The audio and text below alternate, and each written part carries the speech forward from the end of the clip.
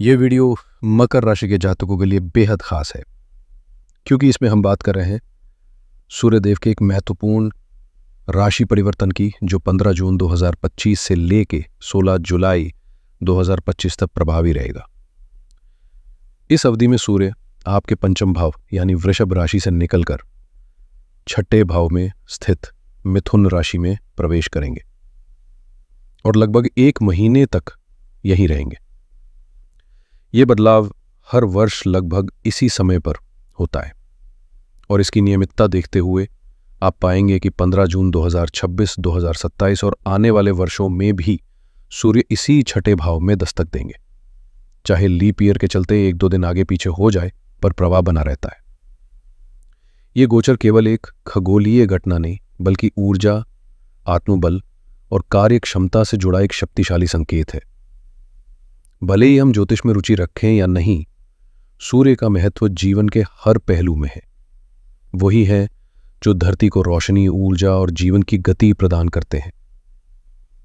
सृष्टि का संतुलन उन्हीं के कारण बना रहता है और इस गोचर के जरिए हमें हर वर्ष एक नई दिशा और चेतना की ओर बढ़ने का अवसर मिलता है। अगर हम ज्योतिष के नजरिए से देखें तो सूर्य केवल रोशनी या ऊर्जा का प्रतीक नहीं है, वो सत्ता, प्रभाव, पहचान और आपके सामाजिक कद का केंद्र भी हैं।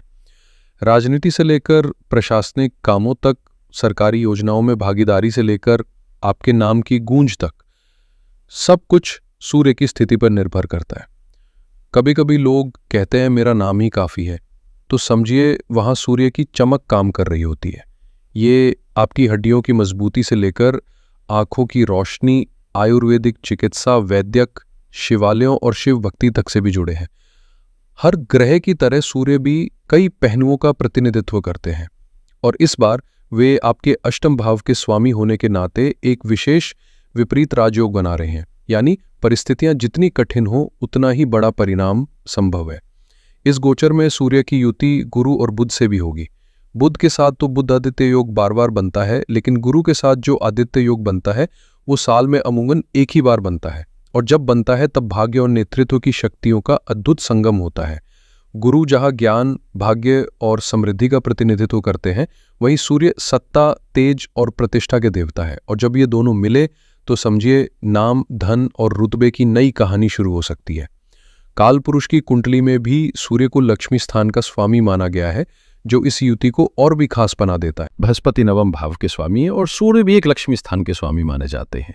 ऐसे में इन दोनों ग्रहों की युति न केवल ज्ञान की गहराई लाती है बल्कि समृद्धि और सौभाग्य का द्वार भी खोलती है। जब ये दोनों एक साथ आते हैं तो विद्या, धन और प्रतिष्ठा से जुड़ी संभावनाएं प्रबल होती हैं। हालांकि इस बार राहु की दृष्टि भी इन पर पड़ रही है, जो इस योग को थोड़ा रहस्यमय और जटिल बना सकती है, क्योंकि राहु हमेशा चीजों को उलझाने और भ्रम की चादर बिछाने के लिए जाना जाता है। वहीं ये संयोग 12वें भाव पर दृष्टि डाल रहा है, जो विदेश, व्यय, मोक्ष और आत्मिक अनुभवों से जुड़ा होता है। यानी आने वाले समय में भीतर और बाहर दोनों स्तरों पर बड़े बदलाव संभव हैं। क्या इसमें अवसर छिपे हैं या चुनौतियां, इसका अंदाजा तभी लगेगा जब हम इसे विस्तार से समझें। अगर आपकी लग्न या चंद्र राशि मकर है तो ये राशिफल आपके लिए बेहद उपयोगी रहेगा। आप चाहे तो दोनों ही दृष्टिकोण से इसका अवलोकन करें, लेकिन मेरा व्यक्तिगत सुझाव है कि लग्न राशि को प्राथमिकता दें, क्योंकि वही आपकी बाहरी दुनिया, काया, कर्म और दृष्टिकोण को बेहतर दर्शाती है। अगर लग्न राशि ज्ञात नहीं है तो आप इसे चंद्र राशि से भी देख सकते हैं। तो चलिए शुरुआत करते हैं इस अत्यंत महत्वपूर्ण और प्रभावशाली गोचर विश्लेषण की। सबसे पहले बात करते हैं छठे भाव के चंद्रमा की। छठा भाव जीवन के संघर्षों, रोगों, ऋण और शत्रुओं से जुड़ा होता है, लेकिन जब चंद्रमा यहां होता है तो व्यक्ति को मानसिक मजबूती, दृढ़ता और परिस्थितियों से लड़ने की क्षमता मिलती है। वहीं शास्त्रों में कहा गया है कि छठे भाव में सूर्य होने पर व्यक्ति किसी भी टकराव या संघर्ष से पीछे नहीं हटता, बल्कि रणभूमि में डटे रहकर विजय प्राप्त करता है। ऐसा नहीं कि छठे भाव में सूर्य होने पर व्यक्ति खुद रणभूमि से हटता है, बल्कि ऐसा व्यक्ति तो इतना साहसी और प्रभावशाली होता है कि उसके शत्रु भी पीछे हटने को मजबूर हो जाते, जैसे रणछोड़ बनकर मैदान छोड़ते। असल बात यह है कि ऐसे जातक हमेशा अपने विरोधियों पर मानसिक, व्यावसायिक या सामाजिक रूप से भारी पड़ते हैं। आज के दौर में दुश्मन तलवार लेकर सामने नहीं आते, बल्कि ये शत्रु आपके ऑफिस में बैठे हो सकते हैं, कलीग्स, प्रतियोगी, परीक्षाओं के प्रतियोगी, कोर्ट कचहरी में चल रहे केस, या फिर वो लोग जो आपकी तरक्की से असहज हैं। इन सब परिस्थितियों में मजबूती से टिके रहना, प्रतिस्पर्धा में जीत हासिल करना और कार्यक्षेत्र में अपनी पहचान जमाना, ये सब छठे भाव में स्थित सूर्य की ही देन हो सकती है। यह गोचर खास तौर पर उन लोगों के लिए फायदेमंद होता है जो किसी भी प्रकार की कानूनी लड़ाई लड़ रहे हो, नौकरी या परीक्षा की होड़ में लगे हो, या ऑफिस पॉलिटिक्स से जूझ रहे हो। इतना ही नहीं, छठे घर में सूर्य का होना सेहत में सुधार की संभावना भी बढ़ाता है, शरीर को नई ऊर्जा, नया आत्मबल देता है। और शास्त्रों के अनुसार ऐसे व्यक्ति को सिर्फ मानसिक और सामाजिक बल ही नहीं मिलता, बल्कि धन, जमीन और भौतिक समृद्धि भी धीरे धीरे उसके जीवन में आने लगती है। यानी ये एक ऐसा समय होता है जब आप अपने प्रयासों से न केवल चुनौतियों पर विजय पा सकते हैं, बल्कि लक्ष्मी की कृपा भी सहज रूप से प्राप्त कर सकते हैं। जब सूर्य छठे भाव में गोचर करते हैं तो व्यक्ति के भीतर एक अलग ही तेज और प्रभाव उभरता है। ऐसा तेज जो उसे न सिर्फ अपने कार्यों से प्रसिद्धि दिलाता है, बल्कि समाज में उसकी छवि भी निखारता है। इस स्थिति में सूर्य जातक को उसके अच्छे कर्मों के लिए पहचान दिलाते हैं, उसकी कीर्ति और प्रतिष्ठा को नई ऊंचाइयों पर पहुंचाते हैं। ऐसे समय में आत्मविश्वास का स्तर खुद ब खुद ऊंचा हो जाता है और जीवन में बड़े फैसले लेने की ताकत भी भीतर से आने लगती है। परिस्थितियां चाहे कितनी भी चुनौतीपूर्ण क्यों ना हो, आप न केवल उनका डटकर सामना करेंगे, बल्कि अपने विरोधियों पर प्रभावी रूप से नियंत्रण भी बना पाएंगे। कोई परेशान करने की कोशिश करे तो आप बड़ी सहजता से उस स्थिति से बाहर निकलने की मानसिक शक्ति और विवेक रखते हैं। छठे भाव में सूर्य संकल्प शक्ति और मानसिक दृढ़ता को इस कदर मजबूत करते हैं कि व्यक्ति यह ठान लेता है कि चाहे जैसे भी हालात हों, लक्ष्य तक पहुंचना ही है।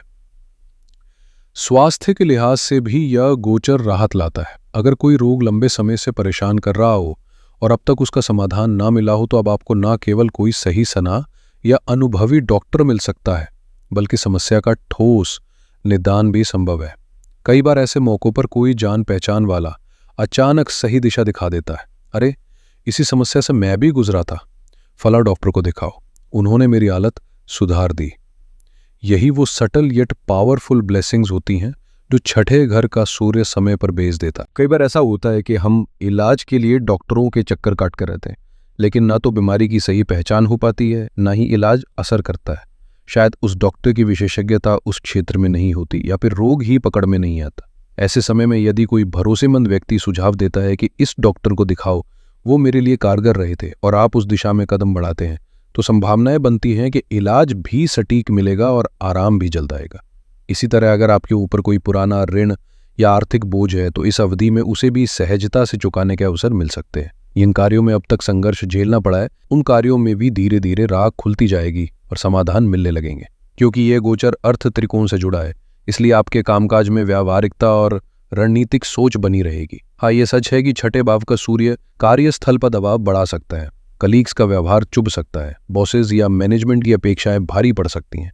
लेकिन चूंकि सूर्य अपनी भूमिका में मजबूत है, इसलिए आप इन चुनौतियों का सामना पूरी दृढ़ता से कर पाएंगे। एक और खास बात यह है कि इस समय सूर्य अष्टम भाव के स्वामी होकर छठे भाव में विराजमान है, और इससे बन रहा है एक प्रभावशाली विपरीत राजयोग, जो संकेत देता है कि जीवन में आने वाले संघर्ष ही आगे चलकर आपको ताकत, पहचान और ऊंचाई देने वाले हैं। जब बृहस्पति जो 12वें भाव के स्वामी हैं और बुध जो छठे भाव के स्वामी हैं, दोनों ही छठे भाव में उपस्थित होकर सूर्य के साथ विपरीत राजयोग बना रहे हो, तो समझ लीजिए कि ब्रह्मांड कुछ बड़ा करवाना चाहता है।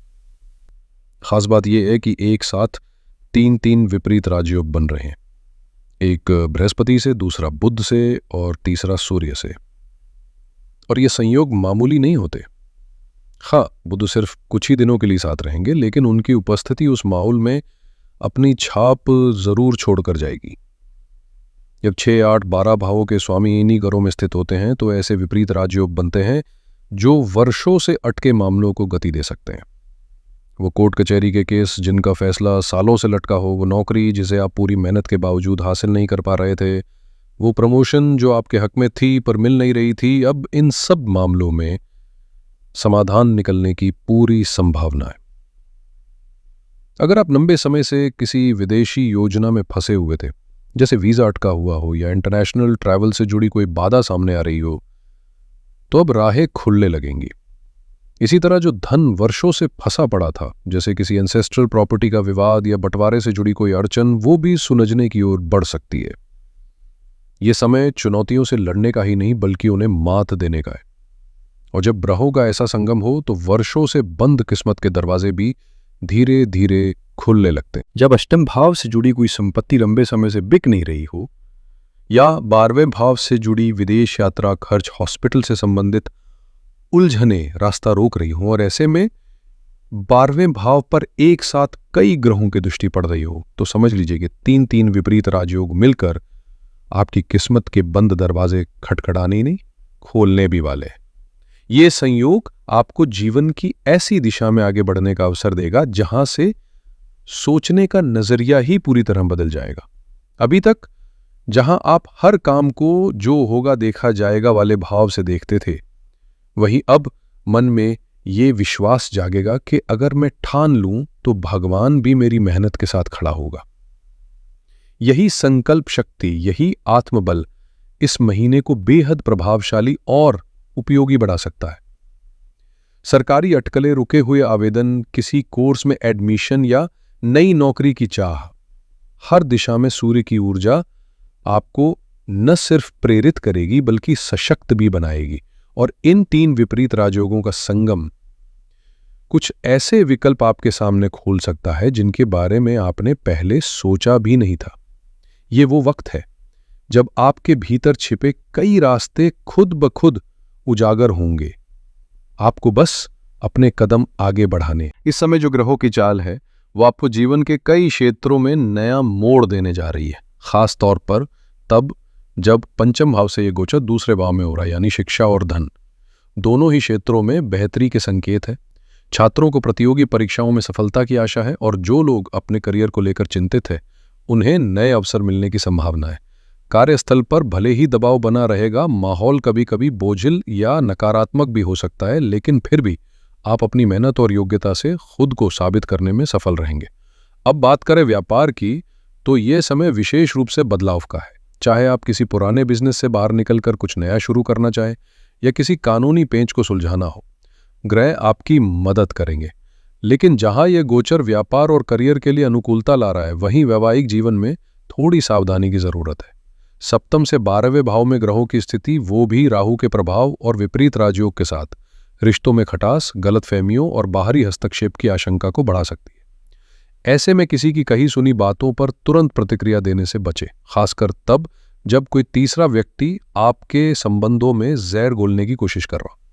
कुल मिलाकर यह समय अपने करियर को नई दिशा देने और पुराने मामलों को सुलझाने के लिए तो उपयुक्त है ही, साथ ही निजी रिश्तों में भी सूझबूझ दिखाने का। इस समय का संदेश साफ है, थोड़ी समझदारी, थोड़ा धैर्य और रिश्तों में पारदर्शिता बेहद जरूरी है। वैवाहिक जीवन में यदि आप टकराव की बजाय संवाद को तरजीह देंगे तो स्थितियां काफी हद तक संभल सकती हैं। पंचम से दूसरे भाव का ये गोचर प्रेम जीवन में भी भावनाओं के गहराव और संवाद की पुनः स्थापना के संकेत देता है, लेकिन राहु का प्रभाव भ्रम और गलत फहमियों की जमीन भी तैयार कर सकता है, खास तौर पर जब 12वें भाव के स्वामी विपरीत राजयोग के साथ सक्रिय हो और सभी प्रमुख ग्रहों की दृष्टि 12वें घर पर हो। ऐसे में विदेश यात्रा, नौकरी की तलाश, व्यापारिक विस्तार या विदेश में सेटल होने जैसी योजनाओं के लिए यह समय बेहद अनुकूल बन जाता है।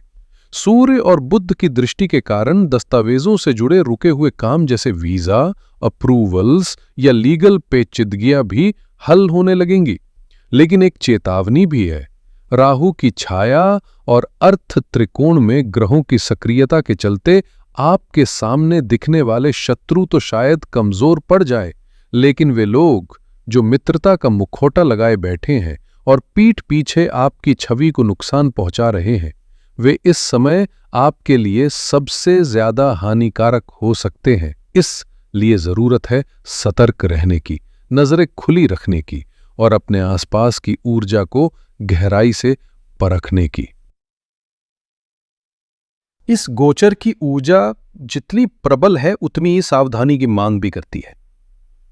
बाहर की चुनौतियों और विपरीत राजयुगों की चर्चा के बाद अब नजर डालते हैं उस भाव पर जिस पर इतने सारे ग्रहों की दृष्टि पड़ रही है, 12वां भाव। जब इतनी ग्रह दृष्टियां इस घर को घेर लेती हैं तो सबसे पहले सेहत पर असर होता है। डॉक्टरों के पास चक्कर लग सकते हैं, अचानक से मेडिकल खर्चे सामने आ सकते हैं, और कुछ इस तरह कि एक खत्म हो उससे पहले दूसरा चालू हो जाए। ये समय खासकर 15 जून से 16 जुलाई तक आपकी जेब पर भारी पड़ सकता है, इसलिए पहले से ही खर्चों की प्लानिंग जरूरी है। वहीं 12वें भाव की ये उथल पुथल मानसिक स्तर पर असुरक्षा की भावना पैदा कर सकती है, जिससे व्यक्ति जल्दबाजी में कोई बड़ा और गलत निर्णय भी ले सकता है। इसलिए हर फैसले से पहले ठहरिए, सोचिए और फिर कदम उठाइए। एक और बात जो नजरअंदाज नहीं की जा सकती, राहु का प्रभाव वाणी पर है और त्रिकोण में भी इतने सारे ग्रह सक्रिय हैं। ऐसे में आपकी बातों की मिठास ही आपके लिए कवच बनेगी। जितना संयम और सौम्यता आप अपने शब्दों में रखेंगे उतना ही बेहतर होगा। स्वास्थ्य के लिहाज से पेट से जुड़ी समस्याएं, विशेषकर गैस, एसिडिटी या डाइजेशन से जुड़ी दिक्कतें ज्यादा हो सकती हैं, तो खान पान और दिनचर्या में लापरवाही ना करें। कुल मिलाकर ये समय सतर्कता और समझदारी से जीने का है। संभावनाएं बहुत हैं, पर उनकी दिशा तय होगी आपके विवेक से। इस समय शरीर को लेकर थोड़ी अधिक सतर्कता बरतनी होगी, खासकर जब बात पेट से जुड़ी समस्याओं, पैरों में सूजन या फूड इन्फेक्शन जैसी स्थितियों की हो। जिन लोगों को फ्लैट फूट की दिक्कत है उन्हें चलने फिरने में असहजता महसूस हो सकती है। वहीं गठिया या रूमेटिज्म जैसी पुरानी बीमारियां दोबारा उभर सकती हैं। आंखों में जलन, लिवर से जुड़ी शिकायतें और पीठ के निचले हिस्से में लगातार दर्द परेशान कर सकते हैं। हड्डियों की तकलीफ भी इस दौरान उभर सकती है, इसलिए आराम और पोषण दोनों जरूरी है। सेहत पर 12वें भाव का असर स्पष्ट रूप से नजर आएगा, इसलिए खाने पीने में विशेष सतर्कता रखें। उपाय स्वरूप रोज सुबह एक पात्र में जल भरें और उसमें थोड़ी पीली सरसों, गेहूं व चावल के कुछ दाने डालकर सूर्य देव को अर्पित करें। सूर्य चालीसा का 2 बार पाठ करें और ओम भास्कराय नमः मंत्र का 108 बार जाप करें। साथ ही किसी नजदीकी शिव मंदिर में गुड़ का दान करें और शिव चालीसा की पुस्तकें भेंट स्वरूप अर्पित करें। उम्मीद है ये सलाह आपके लिए उपयोगी साबित होगी। अगर वीडियो पसंद आए तो चैनल को जरूर सब्सक्राइब करें और वीडियो को लाइक कर दें। फिर मुलाकात होगी अगले अपडेट